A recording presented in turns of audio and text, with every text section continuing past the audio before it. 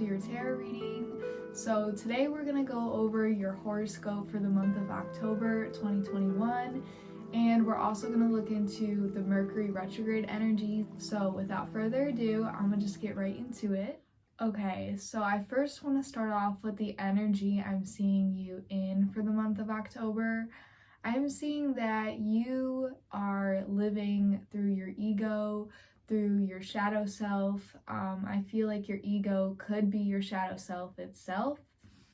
But there's not really a connection to the soul here because there's a lot of healing you need to do. And I feel like this could be surrounding other women. I feel like the femininity is wounded and you're living through your shadow self for the month of October. And the shadow self is not accurate, I would say. It is disconnected from our true voice, our true intuition. If you're living through this, it can kind of send you off of your path because you're not aligned with that frequency inside of you. So I'm seeing that you living through this diluted, wounded version of yourself this month may create some difficulties for you. So I pulled two cards here that represent an opportunity that is going to be given to you. And we have the Hierophant and the Wheel of Fortune in reverse. Now the Hierophant is this opportunity. This is going to be an opportunity for healing. You're going to be seen as someone who other people can come to, can talk to. I feel like someone could be reaching out to have a relationship with you. It's like a family member. It's like I think it's a feminine presence, and it's going to be presented to you. You either can accept it or deny it, and I feel like you're going to kind of be in the middle. Like if you accept it, you're not going to have completely forgiven this person. I feel like there's hidden resentment in there, and this is going to have you like going about your ways not in a genuine manner. And because of that, I just see you not taking the best way with this opportunity because we have the Wheel of Fortune in reverse here. And this is telling us that it is all in your hands, but you are not doing it in the way that is the best intention because you're living through that wounded self, and that wounded self kind of has like your glasses are fogged of your vision, and you may be making these choices that is not really aligned with what's best for you. I think you can think a lot of people are against you at times, or you may overly protect yourself because of this subconscious fear. But I feel like this way of living is just really getting in the way of your happiness.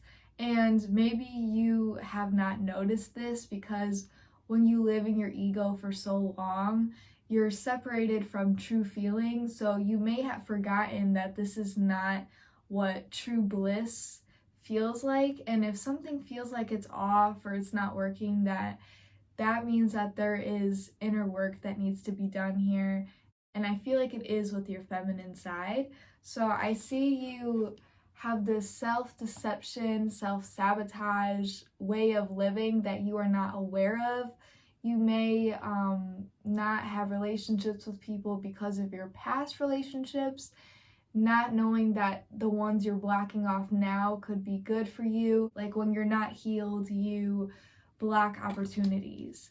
And then we have the Fool here, which is you finally coming to this conclusion that something needs to change because this energy that you're currently in is not resonating with you anymore, but you don't exactly know what is wrong because it's really just that wounded self. It's like a healing journey you have to go on. But I feel like you could be thinking, oh, I just need a new project, or I need a new hobby. I just need to get out for the weekend. And this is something that can't be fixed like that. This is like an ongoing routine healing thing that you have to go through if you really want results. And I see that you are spending this time alone. You're being very stubborn. I feel like people are trying to reach out to you, they're trying to be friends with you, but I feel like they could also notice your passive aggressiveness. Like they can see that you're not happy with yourself. Like it's starting to get noticed by other people because you're pushing them away. And the only reason you're pushing them away is because you feel like you have to come within. You have to figure out why you feel so disconnected and not really yourself. So you will be focusing on yourself. It's just going to be kind of with your ego.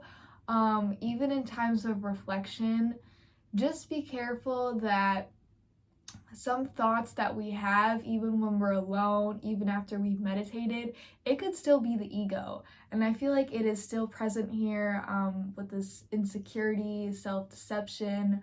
I feel like you're just pushing everyone away because there are things you haven't healed from in your past, with relationships you had with other people.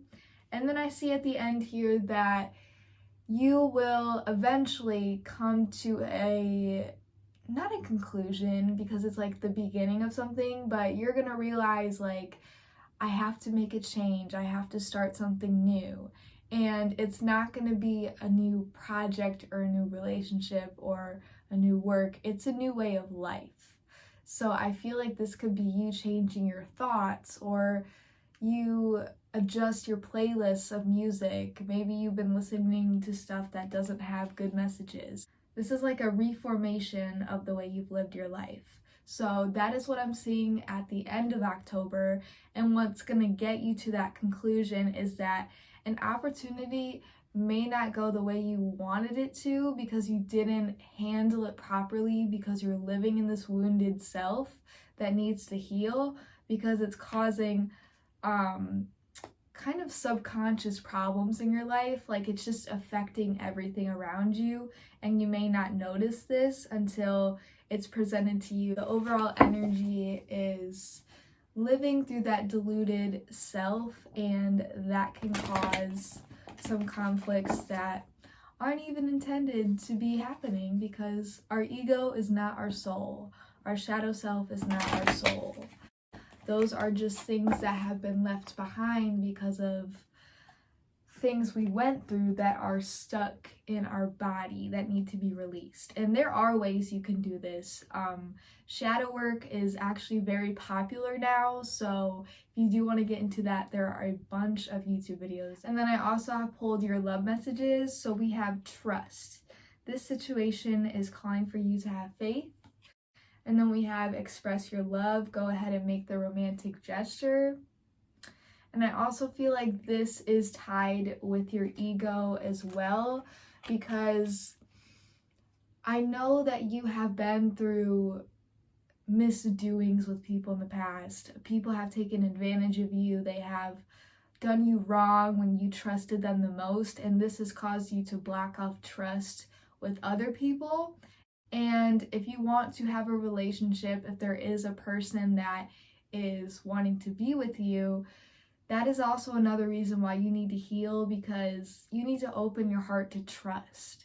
And right now it's really wounded, so much to the point where you're living through your ego. Loving and having a relationship through your ego is really hard, and it usually doesn't work out. So we also have express your love. Go ahead and make the romantic gesture, which is saying that if you express yourself more and more each day from your soul, it will feel more natural to be in that state rather than your shadow self. And because of that, you will open yourself more to love. It's about being familiar with your soul again, because you've been disconnected from it for so long. And this person may be bringing you closer to your soul. And they have given you permission from above that it is okay for you to express your love to this person. It's okay to heal. It's okay to open yourself to trust. And it's okay to acknowledge the things that those people did to you, the way it's affecting you now, that you have to release it. And they don't even have to know that you've forgiven them. You can do it privately, in your own time, and you just feel lighter. So maybe releasing resentment through a forgiveness ritual, something needs to be done because there's conflicts from other people's doings onto you that are attached to you. So then we have meditate and contemplate, new moon in Pisces. And I feel like this is really those moments when you're sitting with yourself, when you're becoming more familiar with your soul a little bit each day. Another way to do this is to do things you did during your childhood. So yeah, this is really finding yourself. And then we have it's time to release negativity with a full moon in Scorpio. So we are going to be approaching Scorpio season in October. Well, in the end of October, we're going to be in it, but I feel like you may want to do something around the time where Scorpio is transiting the sun, because this is going to be clearing out that old energy and truly leaving it behind, because Scorpio is a very strong sign, and if you want to do a releasing ritual, this is the time to do it. And I see that we do need to release some negativity here, maybe just releasing those wounds that are hidden in your shadow self. And then we also have your hard work is paying off with a nice new moon in Capricorn that resonates with you. And this is, I feel that this is you at the end of the month figuring out that you have to start changing your way of life, and you're going to see that it's paying off in the future when all areas of your life are reflected by the way you take care of yourself. So changing your thought process, changing your daily habits, the people that you surround yourself with, maybe welcoming more people in, because I'm seeing that you're kind of closed off right now. All these things can bring you closer to your true soul. So other than that, that is the end of your reading. If you liked it, I would love to hear about it in the comments, and I always appreciate likes and subscribes. Other than that, I will see you in the next video.